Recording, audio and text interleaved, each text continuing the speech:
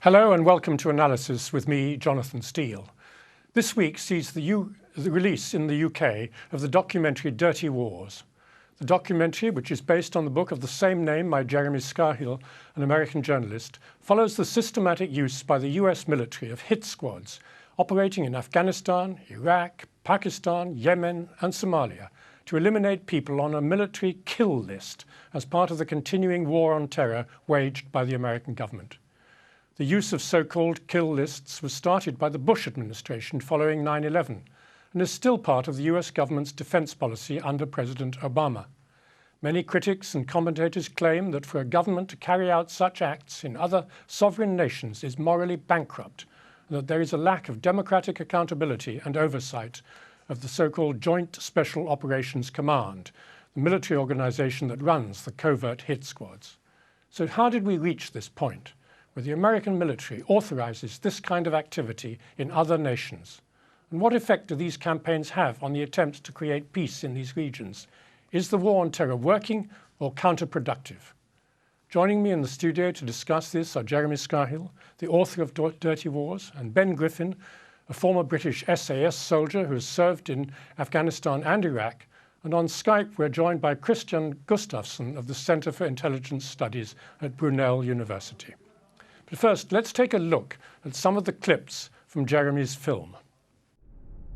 Jeremy Scahill's documentary Dirty Wars, which looks at the extensive operations and consequences of the war on terror, is released in the UK this week. His film aims to highlight some of the most controversial aspects of the war on terror, such as the tactics of the Joint Special Operations Command, who, it appears, are involved in an ever-growing number of targeted attacks on people, including civilians.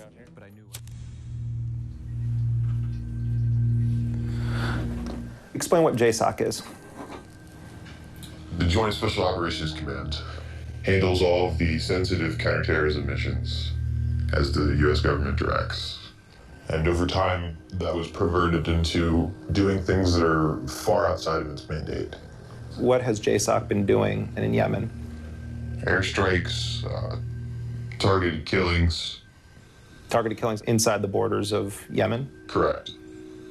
The world is a battlefield and we are at war. Therefore, the Joint Special Operations Command can go wherever they please and do whatever it is that they want to do in order to achieve the national security objectives of whichever administration happens to be in power.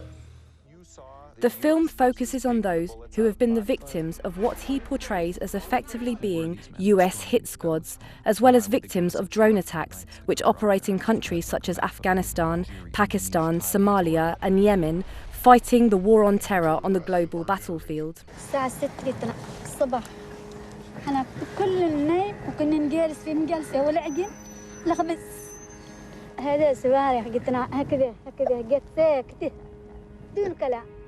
ما راحت فينا والغابت انا لغب كل واحد تو انت ده وعيالي وبنتي وزوجي وعيالي كلهم انتهوا ما بغيت الا انا وهذا وابوه وهذا الشاب وهذا البنت ضربنا سواري وراهي وراي وهذا مي ويدعتهم. In previous interviews, Scahill has accused the Obama administration of effectively designating the entire world as a battlefield. But security services have claimed that, in a world under threat from terrorist networks that operate without borders and without national allegiances, it is a necessary evil that they can operate with a similar freedom. Although the Joint Special Operations Command may have killed Osama bin Laden, security services say that the threat from Al-Qaeda and global terrorism is still overwhelming, and sometimes they need to get their hands dirty for the sake of national security. The question is, just how dirty do they need to get before they are no better than the people they claim to be pursuing? Well, Jeremy, your essential message is that since 9/11, the US has been running a covert kill list operation against people in foreign countries, particularly in Afghanistan and Iraq. How have we got to this point? Right. I mean, first of all, the idea of the U.S. Using assassination in wars declared and undeclared is of course not new. Unconventional warfare is not new. In fact, there's very little new in warfare except technology. Many of the strategies in Afghanistan, Iraq, and in these covert battlefields are recycled from other parts of history. Other nations have engaged in them. What's changed, though, the game is that the United States has an official declaration that the world is the battlefield. In fact, that term, I didn't invent it. It comes from a military doctrine called operational preparation of the battle space, which provides for the U.S. military to send small teams of special operations forces into countries where they believe that hostilities are likely or probable in the future. Donald Rumsfeld, when he was defense secretary, wrote in one of his famous snowflake memos that the world is the battlefield, and therefore we can send these forces anywhere we please. So you started to see a radical expansion of the use of special operations forces inside the borders of allied countries as well as in hostile territory. And basically the gloves came off. And there was a carte blanche authority to take down, in kinetic operations, either killing or capturing anyone that was designated an enemy of the United States. And the process by which people end up on these lists is still secret and classified to this day. Is capture meant to be the preferred option and kill a last resort? Or well, they pay a lot of lip service. I mean, political figures, including President Obama, pay a lot of lip service to the idea that, ideally we want to capture these individuals. I do think that since President Obama came into office, he made clear that he wanted to close the Guantanamo prison in Cuba. He's failed to do that, and there's a number of reasons why. So I think, in large part, the kill-capture program has become a kill program, because they don't want to put these people in Guantanamo. There's limited ability to try them in civilian courts. And I think that under Obama, he has doubled down on the policy of preemptive strikes. They're engaged in what is effectively pre-crime, like that Tom Cruise Minority Report. Are there any statistics on how many people, let's say, last year were actually killed under this program? No, there's not. I mean, the Bureau for Investigative Journalism probably provides the most reliable statistics that we have, and it's well into the thousands. But part of the challenge here is that the White House and John Brennan, the CIA director, who's sort of like the assassination czar, John Brennan created a mathematical equation where anytime there's a drone strike in Pakistan or Yemen and military-aged males are killed, the number will always be 0 civilians, because they posthumously declare everyone that they kill that's a military-aged male to have been a combatant. And so when that's your formulation, you're starting off from a position where you almost never kill civilians. Journalists are not able to make it to investigate the claims of the government about these precise strikes in many cases.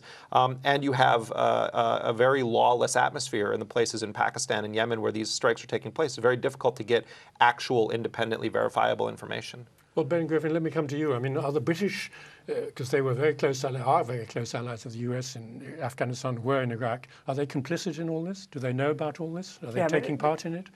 The British are definitely complicit in this. They're taking a part in that. And even on a very basic level, if you're in coalition with another country, you're all jointly responsible for the actions of those other countries. And I think there's enough evidence out there to suggest that it's not just the British. Australians, New Zealanders, Canadians even, and some Scandinavian countries have been involved in these operations at different levels. I think what we're seeing is a trend post 9/11 away from regular forces. And the problem that the state, both the United States and the UK, have got with regular forces is that people know about them when they get deployed. And also we know about them when they're killed. And we know about them when they get into trouble. And I think the trend is towards trying to get everything under this special forces umbrella so that they don't have to talk about it. They don't have to answer questions about what's going on. There aren't any body bags or coffins coming back in the public domain. And I think that's what we're seeing. I think it's interesting that Jeremy was saying about the prisons. I think one of the problems that was created post 2005, 2006 is the frequency of the detention operations became so rapid that they just had too many prisoners. And also the prisoners provide a problem in that a lot of society, both within the UK, US and throughout the Muslim world, was aware of what was going on in these prisons, and they became a bit of an embarrassment. And I suppose the biggest or the most prominent example of that is Guantanamo, but we must not forget that Guantanamo is the tip of the iceberg as far as these secret detention centres go. There are many of these centres, some run by Americans and some run by other states that have been used. But they're all held outside. I mean, the Guantanamo Bay is on its space, even though it's a foreign country. The other ones are all over the world. Yeah, I mean, you could argue that I think Bagram counts as a US base. Right. And definitely the detention facilities within Iraq were US bases. You know what's happened? Sorry, let me, if you don't mind, I'll just interrupt you for a second. I just want to get Christian Gustafsson's point of view. I mean, do you see any justification for programs of this kind? Or do you think the program is good in itself, but it's got out of control, or would you not even say it's out of control? No, I don't think it's out of control. I mean, there is a particular instrumental purpose to these kind of programs. If you're talking about protecting your forces in Afghanistan primarily, well, there's the organizations that are operating against NATO forces in Afghanistan. The leadership have largely absented themselves from that country. They operate in what is and which Jeremy quite rightly pointed out are fairly lawless areas. In fact, entirely lawless areas where the remit of the Pakistani government certainly does not extend. So if you want to deal a blow against very highly organized organizations which are committing violent acts, and against people who have been established to have committed violent acts, this isn't pre-crime, these are people who have committed and who are currently undertaking military actions, then operations must extend into places like Pakistan. And the fact is, it must be the case that the Pakistani government is complicit in this. Well, Jeremy, I mean, it all depends on intelligence, isn't it? I mean, are they sure when they go into these houses and detain people that they've got any real reason for thinking they're involved in some kind of terrorism? Right. I mean, well, two things here. First of all, the state of intelligence operations in Afghanistan has been pretty atrocious for some time. I mean, there is an over-reliance on technology and signals intelligence, and in many cases, people are being targeted based on patterns of metadata. Who are you on the phone with? Who are those people on the phone with? Where has this phone been? They're using this data, which, by the way, is provided by the National Security Agency, to target people in these raids. The other thing that happens, and I've heard this over and over from friends in the military, in the U.S. military, is that Afghans would understand how the human intelligence programs of the United States and Britain work, and they'll come to a base, to a U.S. official or an international official, and they'll say, oh, this house over here, they're making improvised explosive devices. And then they send another member of their family 4 days later to say the same basic thing. And then another member of the family goes a week later, and now you have 3 independent, seemingly independent intelligence reports. That's enough to trigger a night raid. And what ends up happening in some cases is that these Afghans are using the American or NATO forces to settle scores. Maybe someone stole some of their livestock or killed a member of their family, and they're using Western forces to essentially settle their grudges. But to the bigger point that Christian was making, I disagree. I think that if you look at the state of the insurgency right now in Afghanistan, the overwhelming majority of those fighting against NATO are fighting because we are there. And they are not fighting for an international terrorist or jihadist agenda. They are fighting against NATO's, what they perceive to be NATO's occupation. And if we are actually withdrawing all of our forces sometime in the next year or so, then the question becomes, why are we fighting these people? Why are we going after them now when a year from now we're saying, oh, we're gonna leave the country? I mean, we're fighting people who are fighting us because we're in their valley. And that's classic, it's counterinsurgency 101. That's not a good reason to stay there if that's the truth. But one of the strong points you make in the book is that since Osama bin Laden's death, when you might have thought the war on terror would reduce because they got rid of the main mastermind, it's actually increased. Well, what's happened is that Al-Qaeda Central, as it existed, up until, let's say, 5 or 6 years ago, is no more. And Ayman al-Zawahiri, I'm not saying he has no influence, but he's not the kind of figure that Osama bin Laden was that demanded the kind of allegiance or loyalty. What's happened is that smaller regional groups have popped up and have become the sort of premier fronts of the international jihad. You have al-Shabaab, of course, in Somalia. You have al-Qaeda in the Islamic Maghreb. You have al-Qaeda in the Arabian Peninsula. And then you have smaller groups, Ansar al-Sharia, in Libya. There's massive rise in the amount of sort of militant activity. And I think in a way, the U.S. and its allies shattered one sort of force, but in the process created a ricochet effect where I think down the line there's the potential for a lot more terrorism as a result of the crushing or the shattering of Al-Qaeda Central. What do you say to that, Christian, that the war is actually counterproductive and created more enemies than it was trying to get rid of?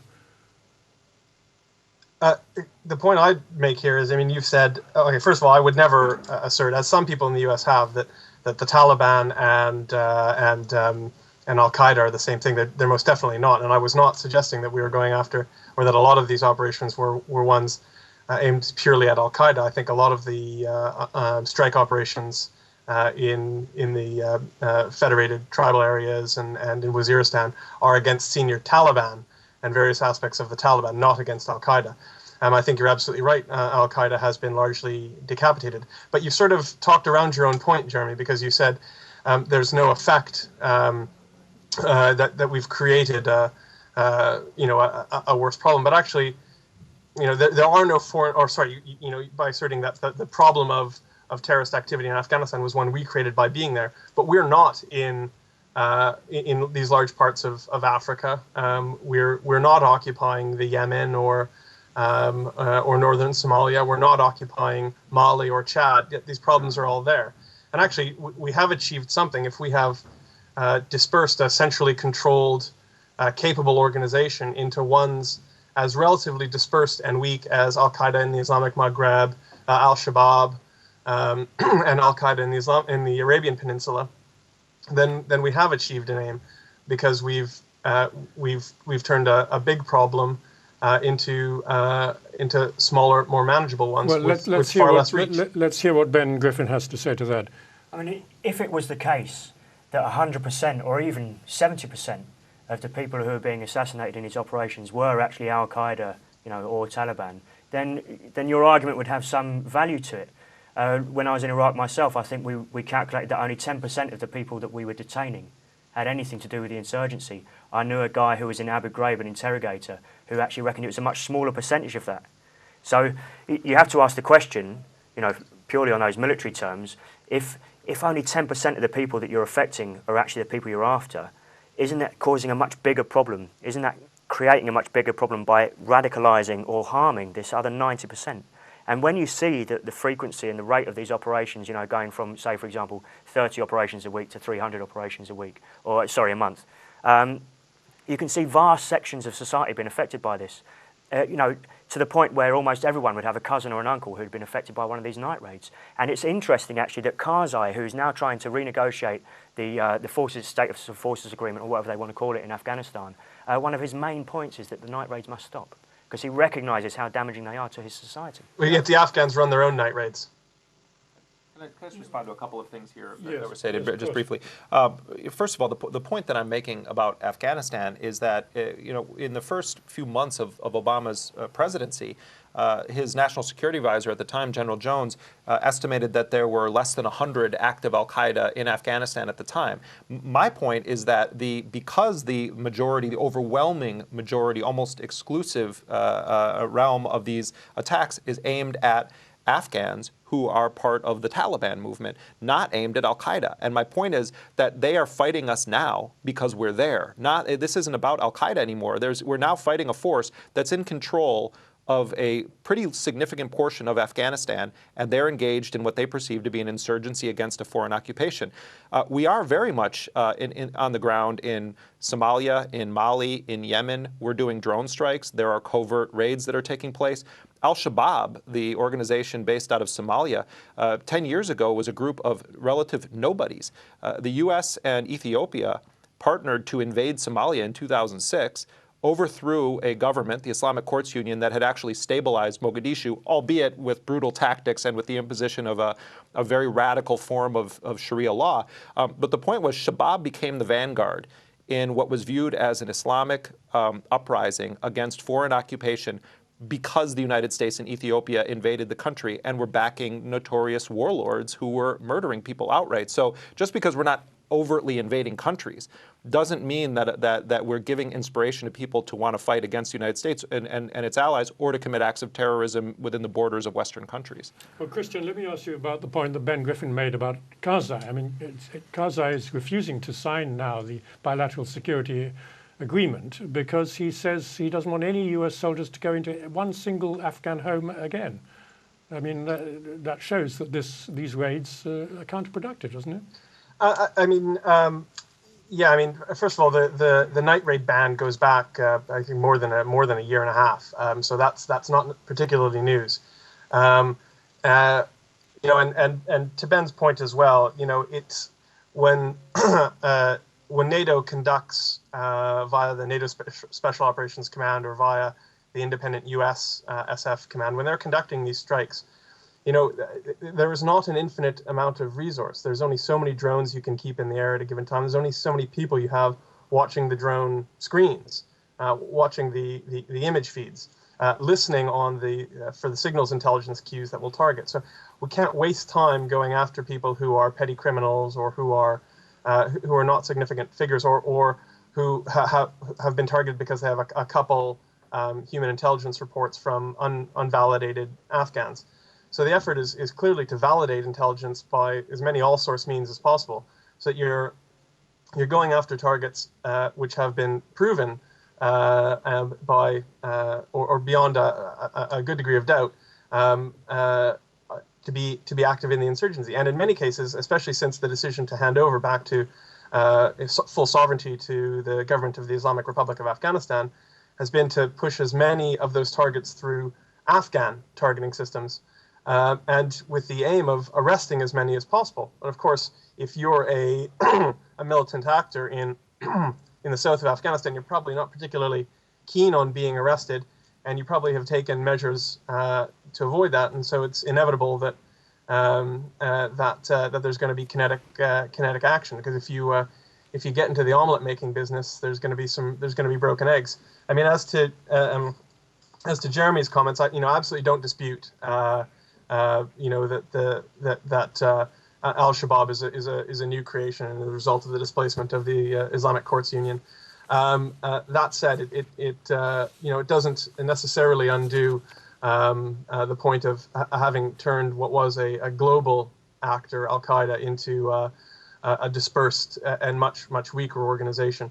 And the last thing I say is, the prime goal now is to bolster Afghan sovereignty, is to withdraw as much as possible. And I certainly recognize that a lot of the violence in Afghanistan is caused by the presence of NATO, but we still have to buy space and time for JIROA, for the government of the Islamic Republic, to establish its own capabilities to maintain security, and that means reducing the operational capability of the various Taliban factions, because it's not a single organization; it's a number of different organizations. Well, let me just we're running out of time for the first segment. Just a very brief answer. If the US now fulfills the threat it's just making, that it'll pull all troops out by the end of 2014, if there's no agreement, will it be better or worse for Afghanistan? I think worse.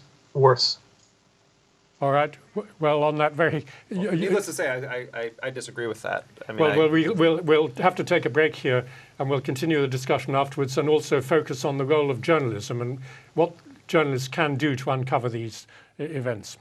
So stay with us.